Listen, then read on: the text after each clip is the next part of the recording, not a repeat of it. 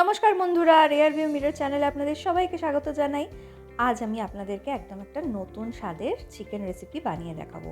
সেটা হচ্ছে sesame chicken বা সাদা তিল বাটা দিয়ে চিকেন। এই চিকেনটা খেতে অপূর্ব লাগে, একবার অবশ্যই বাড়িতে বানিয়ে নেবেন।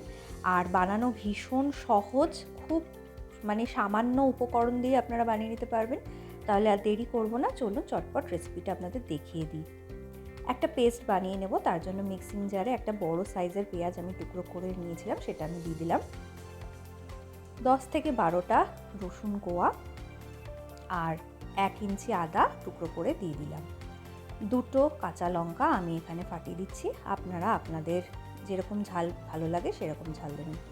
10-12টা ভাঙা কাজু দিচ্ছি, যদি গোটা কাজু দেন তাহলে 5 থেকে 6টা দিলেই হবে। আর মেন যে উপকরণ সেটা হচ্ছে সাদা তিল, 2 টেবিল চামচ সাদা তিল আমি দিয়ে দিলাম। এবার একটা মিহি পেস্ট তৈরি করে আমি রেখে দেব।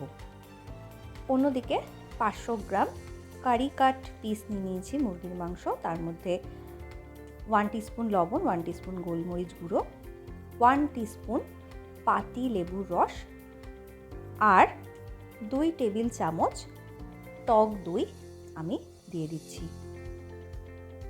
আপনারা চাইলে বোনলেস চিকেনও ব্যবহার করতে পারেন, তবে আমি এখানে উইথ বোন চিকেন ব্যবহার করছি। সমস্ত উপকরণগুলো চিকেনের সাথে খুব ভালোভাবে মেখে নেব। আর মেখে নিয়ে আমি 10 মিনিটের জন্য ফ্রিজে ঢাকা দিয়ে রেখে দিয়েছিলাম। 10 মিনিট পর আমি ইন্ডাকশানে কড়াই বসিয়ে দিয়ে 2 টেবিল চামচ সাদা তেল দিচ্ছি। রান্নাটা চেষ্টা করবেন সাদা তেলেই করার। তেলটা গরম হয়ে গেছে, এবার আমি বেশ কয়েকটা গোটা গোলমরিচ, 2টো ছোটো এলাচ, 3-4টে লবঙ্গ আর সামান্য দারচিনি দিয়ে দিয়েছি ফোড়ন হিসাবে। ফোড়নটা হালকা নাড়াচাড়া করে ম্যারিনেট করে রাখা যে চিকেনটা ছিল সেই চিকেনটা ম্যারিনেশনের থেকে ভালোভাবে মুছে তারপর চিকেনগুলো আমি কড়াইতে তেলের মধ্যে দিয়ে দিচ্ছি। দেখুন ম্যারিনেশনটা কিন্তু পুরোপুরি বাটিতে রয়েছে। এবার পুরো হাই ফ্লেম করে কিন্তু চিকেনগুলো ভাজতে থাকবো। ফ্লেমটা কিন্তু একদম লো বা মিডিয়াম করবেন না, তাহলে কিন্তু চিকেন থেকে প্রচুর পরিমাণে জল বেরোতে শুরু করে দেবে আর চিকেনগুলো কিন্তু ঠিকভাবে ভাজা হবে না। দেখুন কি পরিমাণ এখনই জল বেরোচ্ছে। প্রায় 4 থেকে 5 মিনিট ননস্টপ আমি হাই ফ্লেমে ভেজে নিয়েছি। চিকেনগুলো ভাজা হয়ে গেছে, বাটিতে তুলে রেখে দিচ্ছি। আমি কিন্তু আর কোনো অতিরিক্ত তেল দিইনি, যে তেল আগে দিয়েছিলাম সেটাই রয়েছে। এবার আমি যে পেস্টটা বানিয়ে রেখেছিলাম সেই তেলের মধ্যে দিয়ে দিলাম। পেস্টটা দেওয়ার পর কিন্তু কন্টিনিউয়াসলি নাড়তে হবে। এই সময় কিন্তু ফ্লেমটা মিডিয়ামে রয়েছে, হাই করিনি, কারণ বেশি হাই করে দিলে কিন্তু মশলাটা তলায় লেগে যেতে পারে। দেখুন কি সুন্দর তেলটা বেরোনো শুরু হয়ে গেছে। মশলাটা খুব ভালোভাবে কষিয়ে নিয়ে এবার যে ম্যারিনেশনটা ছিল সেই ম্যারিনেশনটা আমি দিয়ে দিলাম। এর থেকে কিন্তু অতিরিক্ত দই আর আমি ব্যবহার করছি না।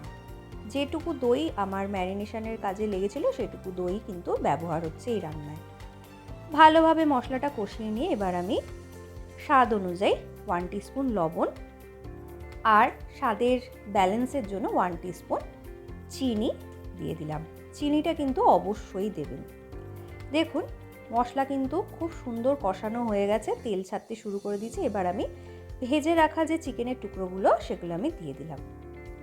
চিকেনটা দেওয়ার পরে খুব ভালোভাবে কিন্তু এবার মিডিয়াম টু হাই ফ্লেম করে অনবরত কন্টিনিউয়াসলি কিন্তু কষতে থাকবো, যতক্ষণ না মশলা থেকে তেল আলাদা হয়ে যাচ্ছে। বেশ ভালোভাবে কিন্তু কষাতে হবে। যত ভালো কষাবে তত কিন্তু চিকেনের স্বাদ দ্বিগুণ হবে। দেখুন আস্তে আস্তে কিন্তু তেল ছাড়া শুরু হয়ে গেছে, তার মানে আমার কিন্তু এখানে চিকেনটা কষানো কমপ্লিট। এবার আমি লো টু মিডিয়াম ফ্লেম করে 2 মিনিটের জন্য ঢাকা দিয়ে রেখে দেব। 2 মিনিট হয়ে গেছে, এবার আমি ঢাকাটা সরিয়ে নিচ্ছি। দেখুন কি সুন্দর তেলটা ছেড়ে দিয়েছে। আমার কিন্তু এখানে চিকেনটা কষানো একদম কমপ্লিট। আমি আবারও বেশ কিছুক্ষণ একটু ওপর নিচ করে নাড়াচাড়া করে নেব। চিকেন কিন্তু এমনি নাড়তে নাড়তে সুসিদ্ধ হয়ে গেছে। এবার যে ম্যারিনেট করে রাখা বাটিটা ছিল সেটা ধুয়ে আমি পরিমাণ মতো জল দিয়ে দিলাম। আপনারা যদি বেশি ঝোল খেতে পছন্দ করেন তাহলে আপনারা জলের পরিমাণটা আরও বাড়াতে পারেন। তবে চিকেনটা যেহেতু অলরেডি সুসিদ্ধ হয়ে গেছে তাই আমি এখানে আর অতিরিক্ত জল দিচ্ছি না। আর এই সমস্ত রান্নাগুলো একটু মাখো মাখো হলেই বেশি ভালো লাগে খেতে। এবার আমি 1 টিস্পুন কসুরি মেথি আর 1 টিস্পুন গরম মশলা গুঁড়ো দিয়ে দিলাম। কসুরি মেথি আর গরম মশলা গুঁড়ো দেওয়ার পর ভালোভাবে কিন্তু মিশিয়ে নেব ওপর নিচ করে, যাতে সমস্ত জায়গায় সমানভাবে গরম মশলা গুঁড়ো আর কসুরি মেথি যায়। ভালোভাবে মিশিয়ে নিয়ে 3 থেকে 4 মিনিটের জন্য লো টু মিডিয়াম ফ্লেমে ঢাকা দিয়ে রেখে দেব। 3 থেকে 4 মিনিট পর ঢাকা সরিয়ে নিচ্ছি। আমার কিন্তু একদম তৈরি হয়ে গেছে আজকে সেসামি চিকেন বা সাদা তিল বাটা দিয়ে চিকেন। আরেকবার ভালোভাবে ওপর নিচ করে মিশিয়ে নেব। আমি কিন্তু ইন্ডাকশানটা এবার বন্ধ করে দিয়েছি। ভালোভাবে ওপর নিচ করে মিশিয়ে নিয়ে 3 মিনিটের জন্য ঢাকা দিয়ে স্টিমে রেখে দেব। 3 মিনিট পর ঢাকা সরিয়ে গরম গরম সার্ভ করে নিয়েছি। তৈরি হয়ে গেছে আজকে আমার সেসামি চিকেন বা সাদা তিল বাটা দিয়ে মুরগির মাংস। কেমন লাগলো আমার আজকের এই রেসিপি কমেন্ট করে জানাতে কিন্তু একদম ভুলবেন না। ভীষণ চটজলদি একটা রেসিপি, কিন্তু খেতে অপূর্ব লাগে। আর একবার যদি বাড়িতে বানান আমি হলফ করে বলতে পারি আপনারা বারবার এই রেসিপিটা বানাতে চাইবেন। রুটি, লুচি, পরোটা, প্লেন রাইস, পোলাও, এমনকি বিরিয়ানির সাথেও কিন্তু অনায়াসেই সার্ভ করতে পারেন। বাড়িতে কোনো গেস্ট এলে কোনো নতুন রেসিপি যদি তাদের জন্য ট্রাই করতে চান তাহলে কিন্তু এই রান্নাটা অবশ্যই বানাতে পারেন। চ্যানেলটা প্লিজ সাবস্ক্রাইব করবেন। সাবস্ক্রাইব করার পর পাশে থাকা বেল আইকনটা প্রেস করতে ভুলবেন না, তাহলে আমার যে কোনো নতুন ভিডিও আপলোড করলেই আপনাদের কাছে সঙ্গে সঙ্গে নোটিফিকেশান চলে যাবে। আজ তাহলে আসি। সবাই খুব ভালো থাকবেন, সুস্থ থাকবেন। ধন্যবাদ।